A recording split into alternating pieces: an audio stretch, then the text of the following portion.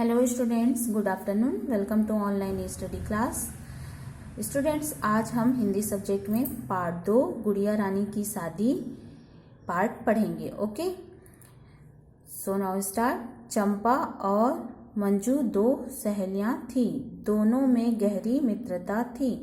Students, आपके भी friends होते हैं ना, तो वैसे ही चंपा और मंजू नाम की दो सहेलियां थी और दोनों में बहुत ही गाढ़ी मित्रता थी, गहरी मित्रता थी, बेस्ट फ्रेंड थे। ओके, चंपा के पास डॉल थी, चंपा के पास एक गुड़िया थी।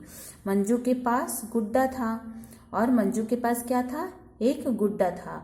दोनों रोज शाम को पार्क में खेलती थी और दोनों शाम के समय में पार्क में क्या करते थे? साथ साथ खेलते थे। उनके घर भी पास पास थे और उनके जो घर थे ना, वो भी पास में ही थे, नजदीक में थे। स्कूल में भी वे एक साथ पढ़ती थीं। एक दिन दोनों ने तय किया कि वे गुड़िया और गुड्डा की शादी करेंगी।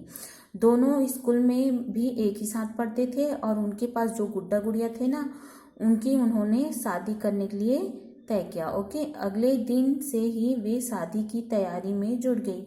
फिर दूसरे ही दिन उन्होंने अपनी गुड्डा गुड़िया की शादी करने के लिए तैयारियां करनी शुरू कर दी। ओके, दोनों ने अपनी अपनी माँ से मदद मांगी। फिर दोनों जो सहेलियां थी वो अपने अपने माँ से सहायता लेती हैं। इधर चंपा की माँ ने गुड़िया का लहंगा और दुपट्टा बनाया, उधर मंजू की माँ ने गुड्डा का कुर्ता और टोपी तैयार की।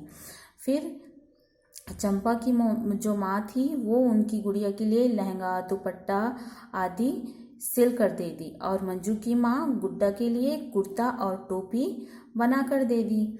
सब मित्रों को शादी में निमंत्रण कार्ड भेजा गया। आप जानते हैं ना, जब भी शादी वगैरह होता है तो इनविटेशन आता है, कार्ड आता है, हमें बुलाते हैं, शादी में इनवाइट करते हैं। ओके, वैसे ही मंजू और चंपा ने भी निमंत्रण कार्ड तैयार किया, इनविटेशन कार्ड तैयार किया। शादी के दिन सूरज की माँ ने फूलों की 2 माला बना दी। फिर सूरज की जो माँ है वो फूलों की 2 माला तैयार करती हैं। किनके लिए? गुड्डा और गुड़िया के लिए।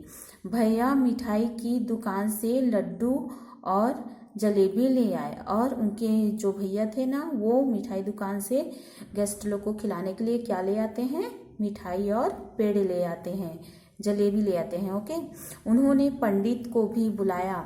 अब शादी कौन करवाता है? पंडित जी, तो उनकी भी जरूरत पड़ेगी ना, तो उन्होंने पंडित को भी बुलाया। रामू काका ने ढोल बजाया और सहेलियों ने बधाई गाई। फिर अब शादी होती है तो उसमें ढोल बाजे तो बजते ही हैं और गीत भी गाया जाता है। तो जो रामू काका थे उन्होंने ढोल बजाया और बाकी जो सहेलियां थी उन्होंने शादी वाला गीत गाया। ओके, इस तरह गुड़िया और गुड्डा की शादी हो गई।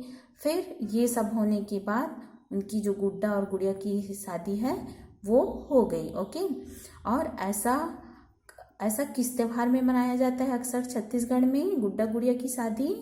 अक्षय तृतीया के समय, जिसको अक्ति त्योहार भी कहते हैं। ओके स्टूडेंट्स, आप भी सेलिब्रेट करते हो ना गुड्डा गुड़िया की शादी? Okay, understood? Thank you.